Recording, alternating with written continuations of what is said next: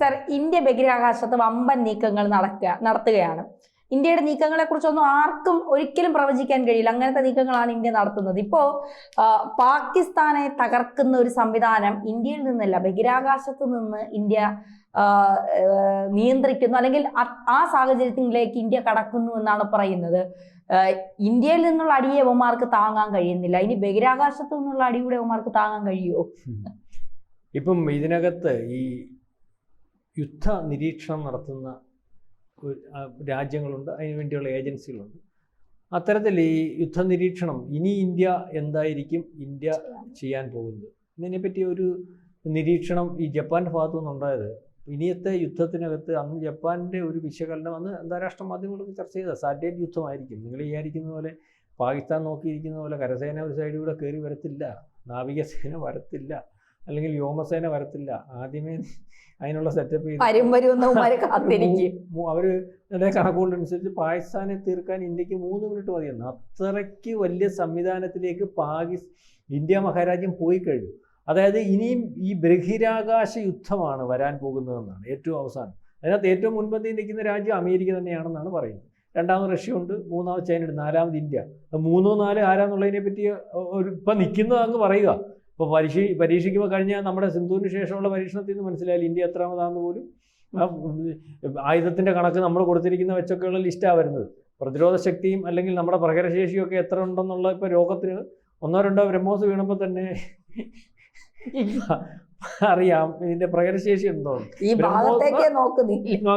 ബ്രഹ്മോസിനെ തടയാൻ സാധിക്കുമോ എന്നുള്ള രീതിയിൽ ഏറ്റവും ആധുനികവും ഏറ്റവും സജീവമായിട്ടുള്ള പ്രതിരോധ സംവിധാനമുള്ള അമേരിക്കയ്ക്ക് പോലും സംശയമായിട്ടിരിക്കും. അതിനുശേഷം എന്തും വേണ്ടി അഗ്നി ഈ 500 അല്ലെങ്കിൽ പല രീതിയിലുള്ള മിസൈലുകളും ഒക്കെ ഓരോ ദിവസവും നമ്മൾ അതിനുശേഷം പരീക്ഷിച്ചുകൊണ്ടേ ഇരിക്കുന്നു. അപ്പോൾ അതവിടെ ഇരിക്കട്ടെ. അപ്പോൾ ഇതിനകത്ത് ഇപ്പം ഈ രീതിയിലുള്ള സാറ്റലൈറ്റ് സമയം ഇപ്പം സാറ്റലൈറ്റുകളെ അവിടെ വെച്ചാൽ അവിടുത്തെ സാറ്റലൈറ്റ് നശിപ്പിക്കാൻ ഉള്ള സംവിധാനം മറ്റു രാജ്യങ്ങൾ നോക്കുന്നു. നമ്മുടെ ഇപ്പോൾ വിട്ടിരിക്കുന്ന സാറ്റലൈറ്റ് നമ്മുടെ അല്ലെങ്കിൽ രഹസ്യങ്ങൾ അല്ലെങ്കിൽ പ്രതിരോധ സംവിധാനത്തിന് വേണ്ടി ഉപയോഗിക്കുന്ന സാറ്റലൈറ്റ് ഇപ്പോൾ അറിയാമല്ലോ. അപ്പം ഈ ലോകത്തെല്ലാം എന്ത് നടക്കുന്നു, നമ്മുടെ ശത്രുരാജ്യങ്ങൾ എന്ത് ചെയ്യുന്നു, അല്ലെങ്കിൽ അവരുടെ സൈനിക നീക്കങ്ങൾ എങ്ങനെ, അവരുടെ കപ്പലുകൾ എങ്ങനെ, അവരുടെ പോർവിമാനങ്ങൾ എവിടെ വിന്യസിച്ചിരിക്കുന്നു, അവരുടെ പ്രതിരോധ സംവിധാനങ്ങൾ എവിടെ നിന്നിരിക്കുന്നു, അല്ലെങ്കിൽ അതിനകത്ത് നടക്കുന്ന ഇതിനൊക്കെയാണ് ഈ സാറ്റലൈറ്റ് ചിത്രങ്ങൾ ഉപയോഗിക്കുന്നത്. ഇത് നമ്മളിത് വളരെ കൃത്യമായിട്ട് നമുക്കിപ്പോൾ സ്വന്തമായിട്ട് സാങ്കേതികവിദ്യ ഉണ്ട്.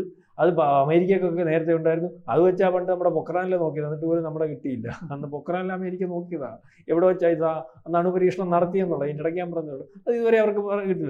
അപ്പം ഇത് ഈ രീതിയിലേക്കുള്ള ഈ ഒരു നീക്കം. അപ്പം ഈ നീക്കത്തിനകത്ത് ആൻറ്റി സാറ്റലൈറ്റുകളുണ്ട്. നമ്മുടെ സാറ്റലൈറ്റുകളെ നശിപ്പിക്കാൻ നിൽക്കുന്ന സാറ്റലൈറ്റ് സംവിധാനങ്ങൾ ഈ പല രാജ്യങ്ങളും ഉപയോഗിക്കുക. നമ്മുടെ ഇതുപോലുള്ള അതിനെ പ്രതിരോധിക്കാനുള്ള സാറ്റലൈറ്റുകൾ വളരെ കൂടുതലായിട്ട് നമ്മൾ വിക്ഷേപിച്ചുകൊണ്ടിരിക്കും. അപ്പോൾ ഈ സാറ്റലൈറ്റെല്ലാം പോകുന്നത് എന്തെന്ന് അറിയാം. ഇവിടുന്ന് പോകുന്ന പല സാറ്റലൈറ്റും ഇപ്പം ലോകത്തിന് പ്രശ്നമായിക്കൊണ്ട് നമ്മൾ പല സാറ്റലൈറ്റും ഇവിടുന്ന് പറഞ്ഞാൽ കൃഷിയുടെ കിഴങ്ങിൻ്റെ കാര്യം നോക്കാൻ സാറ്റലൈറ്റ് നമ്മൾ വിട്ടിട്ടുണ്ട്. നമ്മൾ പറയുന്നതാ കിഴങ്ങ് കൃഷിയെപ്പറ്റി പഠിക്കാൻ, അല്ലെങ്കിൽ ഇതിനെപ്പറ്റി മൊത്തം നിരീക്ഷണം നടത്താൻ, കാലാവസ്ഥാ വ്യതിയാനത്തെപ്പറ്റി പഠിക്കാൻ, ഇതിനെപ്പറ്റി മൊത്തം നിരീക്ഷണം, ഇങ്ങനെ ലോകത്തിന് പ്രയോജനം ചെയ്യുന്ന രീതിയിലേക്കുള്ള കാര്യങ്ങളെപ്പറ്റി പഠിക്കാനുള്ള സാറ്റലൈറ്റുകളായി പോകുമ്പോൾ എവിടെ ഈ പോകുന്ന സാറ്റലൈറ്റല്ല ഈ പേരിലേ ഉള്ളൂ. ബാക്കി നിരീക്ഷണവും ഈ ബാക്കിയുള്ള രാജ്യങ്ങളുടെ രഹസ്യങ്ങൾ ചോർത്തുന്നതിനും വേണ്ടി കൂടി ഉപയോഗിക്കാനുള്ള സാങ്കേതിക വിദ്യ ഉള്ള സാറ്റലൈറ്റുകളാണ് ഈ പറയുന്ന പോലെ ഉപയോഗിക്കുന്നത്. അപ്പം കഴിഞ്ഞ ഞായറാഴ്ച 2-ാം തീയതി ഒരു സാറ്റലൈറ്റ് നമ്മൾ വിക്ഷേപിച്ചിട്ടുണ്ട്. അതായത് CMS 03 ഉപഗ്രഹം. അതായത് ജിസാറ്റ് നേരത്തെ ഏറ്റവും അവസാനം 2013 അതിൻ്റെ പേര് രുക്മിണി എന്നായിരുന്നു, വിക്ഷേപിച്ച ഉപഗ്രഹത്തിന് ശേഷം ഉള്ളതാണ്. ഇത് നാവികസേനയുടെ തന്ത്രപ്രധാനമായിട്ടുള്ള നീക്കത്തിനും ഉപയോഗത്തിനും അവർക്ക് വേണ്ടിയുള്ള ഡേറ്റാസ് കളക്ട് ചെയ്യുന്നതിനും അവർക്ക് വേണ്ടിയുള്ള കമാൻഡുകൾ കൊടുക്കുന്നതിനും ആ നാവികസേനയുടെ നീക്കങ്ങൾ അല്ലെങ്കിൽ മറ്റ് ഉപദ്രവിക്കാനുള്ള യുദ്ധവിമാനങ്ങൾ, നമ്മുടെ നാവികസേന യുദ്ധവിമാനങ്ങൾ തമ്മിലുള്ള കമ്മ്യൂണിക്കേഷൻ, നമ്മുടെ നാവികസേനയുടെ നിരീക്ഷണത്തിന് വേണ്ടി പലയിടത്തും നമ്മൾ ഇത് കൊടുത്തിട്ടില്ല. അതുകൊണ്ട് പരസ്പരമുള്ള കമ്മീഷൻ, വീഡിയോ കമ്മ്യൂണിക്കേഷൻ, അതിൻ്റെ ശബ്ദ കമ്മ്യൂണിക്കേഷൻ, ഇത് വളരെ വിദഗ്ധമായിട്ട് അല്ലെങ്കിൽ വളരെ വലിയ രീതിയിൽ ഇതുവരെ മറ്റു രാജ്യങ്ങൾ കൊടുക്കാൻ പറ്റാത്ത സാങ്കേതിക രീതിയിലേക്കുള്ള ഒരു വാർത്ത. ഇതിപ്പോൾ ഏറ്റവും കൂടുതൽ നമ്മുടെ മാധ്യമങ്ങളും പിന്നിട്ടേ ഇല്ല. ഇങ്ങനെ സാധനം പോയിട്ട് അറിഞ്ഞിട്ടില്ല. എല്ലാം നമ്മൾ അറിഞ്ഞായിട്ട് നടിക്കണ്ടായിരുന്നു.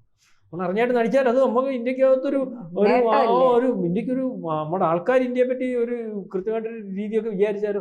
അതിന് പകരം ആ മുരളീധരൻ ചപ്പാത്തിയുടെ കാര്യം പറഞ്ഞോ വാര്യരുടെ കാര്യം എല്ലാം പറഞ്ഞുകൊണ്ടിരുന്ന അതൊരു സുഖം കിട്ടുന്ന പണിയാണ്.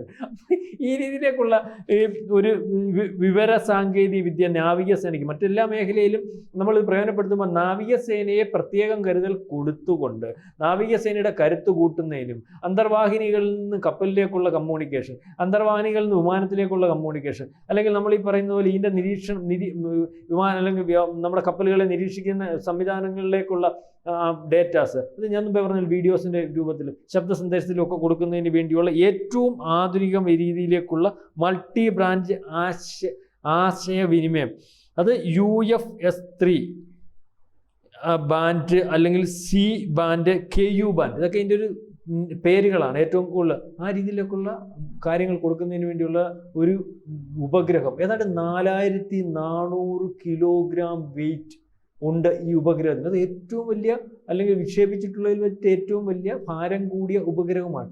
ഈ ഭീമനെ കണ്ടുകൊണ്ട് അമേരിക്ക അല്ലെങ്കിൽ ഈ പാകിസ്ഥാൻ വേണ്ടിയിരിക്കുകയാണ്. നമ്മുടെ മാധ്യമങ്ങളിൽ പാകിസ്ഥാൻ ഇത് വലിയ ചർച്ചയായിരിക്കുകയാണ്. കാരണം ഈ ഉപഗ്രഹ നിരീക്ഷണത്തോടു കൂടി നേരത്തെ നമ്മൾ പറഞ്ഞത് ഞാൻ തന്നെ എടുത്ത് പറഞ്ഞായിരുന്നല്ലോ, ഇവന്മാർ ഈ സിന്ധൂരിന് ശേഷം ഇവരുടെ നാവികസേനയുടെ ഉള്ള എല്ലാം പറകെ കെട്ടി അടിച്ച് പഞ്ചാരം അടിക്കുകയും തീർത്ത് 11ഓളം ഈ വ്യോമത്താവളങ്ങളും അടിച്ചു തീർത്ത് സൈനിക കേന്ദ്രങ്ങളും അടിക്കാവുന്നോളം മൊത്തം അടിച്ച്, റോഡും ഇല്ല, മതിലും ഇല്ല, മാങ്ങാത്തൊലി ഇല്ലാത്ത സമയത്ത് ഇവന്മാർ ഈ ഉള്ളതും പൊക്കിക്കൊണ്ട് അങ്ങോട്ട് നീങ്ങിയപ്പോൾ ഇന്ത്യ പറഞ്ഞു എങ്ങോട്ടും കൊണ്ടുപോകണ്ട, ഇപ്പം കൊണ്ടുവന്നത് ഞങ്ങൾ കണ്ടുകൊണ്ടിരിക്കുക. നമ്മുടെ സാറ്റലൈറ്റ് ഇതും പൊക്കി പിടിച്ച് മെനക്കെടണ്ട, എവിടെ കൊണ്ടുവച്ചാലും ഞങ്ങൾക്ക് കാണാൻ പറ്റും. അതേ രീതിയിലുള്ള സാറ്റലൈറ്റ് സംവിധാനമാണ് നമുക്കുള്ളത്. അത് അത് കഴിഞ്ഞ് യുദ്ധത്തിന് ശേഷം നരേന്ദ്രമോദി മാറ്റി എവിടെ പൊക്കിക്ക് മാറ്റി അന്നേരം ഇന്ത്യ പറഞ്ഞു എന്നെ ചുമ്മാ മെനക്കെണ്ട അവിടെ ഇരുന്നോട്ടെ, ഇനി നിങ്ങൾ മാറ്റി വെച്ചാലും ആ ഇരിക്കുന്ന എവിടെ നിങ്ങൾക്കറിയാം. അതാണ് നമ്മൾ അന്ന് പറഞ്ഞത്. നമ്മൾ ഇദ്ദേഹം വ്യക്തത വരുത്തി പറഞ്ഞില്ല, നരേന്ദ്രമോദി പറഞ്ഞു കേട്ടത് നമ്മുടെ കുറേ സാറ്റലൈറ്റുകളുടെ തന്ത്രപ്രധാനമായിട്ടുള്ള നിർദ്ദേശങ്ങൾ നമ്മുടെ യുദ്ധത്തിന് വളരെ കൃത്യമായിട്ട് സഹായിച്ചു, അല്ലെങ്കിൽ നമുക്ക് ഉപകാരപ്പെട്ടു. അതായത് നമ്മുടെ സാറ്റലൈറ്റ് സംവിധാനം യുദ്ധത്തിനകത്ത് എന്ത് ചെയ്യണം, എന്ത് നീങ്ങണം, അവിടുന്ന് ഒരു വിമാനം എടുത്തിട്ടുണ്ടെങ്കിൽ ഉടനെ നമുക്ക് കമാൻഡ് വരും നമ്മുടെ ഇതിനകത്ത് നമുക്ക് നീക്കം. അതുപോലെ ആ രീതിയിലേക്കുള്ള ഈ പറയുന്ന ചൈനയുടെ ആണെങ്കിൽ പോലും പാകിസ്ഥാൻ്റെ കഴിഞ്ഞാൽ പോലും ബാക്കിയുള്ളവരുടെ നീക്കങ്ങൾ നിരീക്ഷിക്കാൻ കഴിയുന്ന രീതിയിലേക്കുള്ള സാറ്റലൈറ്റ് സംവിധാനം, ഇതൊക്കെ എത്ര രഹസ്യമായിട്ട് വേറെ രാജ്യങ്ങൾ ശ്രദ്ധിക്കാത്ത രീതിയിൽ ISRO എത്ര കാലം കൊണ്ട് വിക്ഷേപിച്ചുകൊണ്ടിരിക്കുകയാണെന്ന് പറയും. ഇതെല്ലാം സെറ്റായി കഴിഞ്ഞാൽ അവന്മാർ പോലും ഇത് അറിയുന്നേ മനസ്സിലാവുന്നുണ്ട്. ഇപ്പം ഇതിൻ്റെ വലിപ്പം അല്ലെങ്കിൽ ഇന്ത്യയുടെ നീക്കം ഒരിക്കലും അമേരിക്കയോ അല്ലെങ്കിൽ ചൈനയോ മറ്റ് ശത്രുരാജ്യങ്ങളോ ഇത്രയും പ്രതിരോധ മേഖലയിൽ ഇത്രയും തയ്യാറെടുപ്പുകളും ഇത്രയും കാര്യങ്ങളും ചെയ്യുമെന്ന് വിചാരിച്ചിരുന്നില്ല. ഇപ്പം തന്നെ ഏതാണ്ട് 52ഓളം ഉപഗ്രഹങ്ങളോട് കൂടി ഈ അല്ലെങ്കിൽ നിരീക്ഷണ ഉപഗ്രഹങ്ങളെ കൊണ്ട് നമ്മുടെ അപ്രമാദിത്വത്തിലേക്ക് പോവുകയാണ് ഈ പറയുന്ന ബഹിരാകാശ രംഗത്ത്. അപ്പം ഈ ഇന്ത്യയെ മറച്ചു പിടിച്ചൊന്നും ചെയ്യാൻ സാധിക്കുന്ന ഒരവസ്ഥയില്ല. ഇപ്പം നമ്മളിതൊന്നും ഈ വിദ്യ ഒരു പരിധി വരെ നമ്മൾ ഇസ്രായേലുമായിട്ട് ബന്ധപ്പെട്ട് അവർക്ക് കൊടുക്കും. നേരത്തെ നമ്മൾ ഇത്രയും അല്ലാത്ത സമയത്ത് അവർ നമുക്ക് ഈ ഡേറ്റാസും മറ്റു കാര്യങ്ങളൊക്കെ തരുമായിരുന്നു. റഷ്യ തരുമായിരുന്നു. ഇപ്പം ഇതിനകത്ത് അങ്ങോട്ടും ഇങ്ങോട്ടും ആ ഒരു കൂട്ടായ്മ ഇപ്പോഴും ഇന്ത്യ മഹാരാജ്യം വെച്ച് പുലർത്തുന്നുണ്ട് എന്നൊക്കെയാണ്. എന്നാൽ നമുക്ക് സ്വന്തമായിട്ടുള്ള നമുക്ക് മാത്രമായിട്ടുള്ള അല്ലെങ്കിൽ വേറെ ആരോടും ഷെയർ ചെയ്യാത്ത രീതിയിലേക്കുള്ള കാര്യങ്ങളും അല്ലെങ്കിൽ നിരീക്ഷണങ്ങളും ഒക്കെ ഉണ്ട്. അപ്പോൾ ഏതായാലും അന്ന് ജപ്പാൻ പറഞ്ഞു, ഇപ്പം ഈ പറഞ്ഞതുപോലെ ഇപ്പം പേടിക്കുന്നതിന് കാര്യമില്ല, ഇനി തുനിയരുത്. സിന്ദൂർ 2 എന്ന് പറഞ്ഞ ഭൂപടത്തിൽ നിന്ന് നിങ്ങളെ ഇല്ലെങ്കിൽ മാറ്റുമെന്ന് പറഞ്ഞ് നീക്കുമെന്ന് പറഞ്ഞ് നരേന്ദ്രമോദിയുടെ പ്രസ്താവനയ്ക്കകത്ത് വാസ്തവമുണ്ട്. ഞങ്ങൾ പഠിച്ചിരിക്കുന്നതാണെങ്കിൽ ഇനി അവർ യുദ്ധം ചെയ്യാൻ പോകുന്നത് ബഹിരാകാശ യുദ്ധമാണ്. നിങ്ങൾ മനസ്സിലാക്കാത്ത രീതിയിലേക്കുള്ള യുദ്ധമല്ല. അദ്ദേഹം അന്ന് 3 മിനിറ്റിന്റെ ഒരു കണക്ക് അവർ പറഞ്ഞു. ആദ്യത്തെ 180 സെക്കൻഡ് കഴിയുമ്പോഴത്തേന് നിങ്ങളുടെ കറണ്ട് മൊത്തവും പോകും, അത് ഇരുട്ടായി പോകും. രണ്ടാമത്തെ ഓപ്പറേഷൻ എന്ന് പറഞ്ഞാൽ ഈ പറയുന്ന പോലെ വീണ്ടും ഒരു 80 സെക്കൻഡോ അതിന്റെ കറക്റ്റ് കണക്ക് അറിയത്തില്ല ആകുമ്പോഴത്തേന് നിങ്ങൾക്ക് ഇപ്പം എല്ലാ സാങ്കേതിക വിദ്യയും ഇന്റർനെറ്റ് സാങ്കേതിക വിദ്യയാണ്. നിങ്ങളുടെ രാജ്യത്തിനകത്തുള്ള ഈ പറയുന്ന പോലെ കമ്മ്യൂണിക്കേഷൻ സംവിധാനങ്ങളും തകരും. നിങ്ങൾക്ക് ലോകവുമായിട്ട് ബന്ധപ്പെടാനുള്ള സംവിധാനങ്ങൾ തകരും. പിന്നെ നിങ്ങൾക്ക് എന്ത് ചെയ്യണം, എന്ത് തീരുമാനിക്കണം എന്നതിനെപ്പറ്റി ഒന്നും പറ്റത്തില്ല. പക്ഷേ അപ്പോഴത്തേനും എല്ലാം ഇന്ത്യ തീരുമാനിച്ചിരിക്കും. അതായത് മൊത്തത്തിൽ 3 മിനിറ്റ് കൊണ്ട് പാകിസ്ഥാൻ എന്ന് പറയുന്ന രാജ്യമില്ലാതായി പോകും. ഇനിയും ഇന്ത്യയുടെ ഓപ്പറേഷൻ അത്തരത്തിലുള്ള ഓപ്പറേഷനാണ്.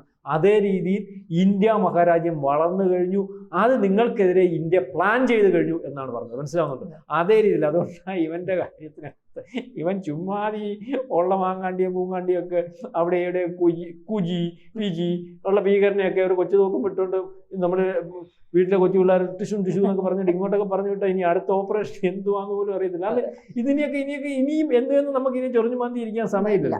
അപ്പോൾ നമ്മൾ ഇത് നേരത്തെ വളരെ കൃത്യമായിട്ടും വലിയ വലിപ്പത്തിലും ഒക്കെ പറഞ്ഞുകൊണ്ടിരിക്കുന്നതെന്ന് പറഞ്ഞാൽ ഞങ്ങളിത് ചെയ്യും, ഇതിന് കാരണങ്ങൾ ഇങ്ങനെയാണെന്ന് കാണിച്ചു കൊടുക്കുമെന്ന് പറഞ്ഞാൽ ഇതങ്ങ് ഫിനിഷ് ചെയ്യാനാണ്.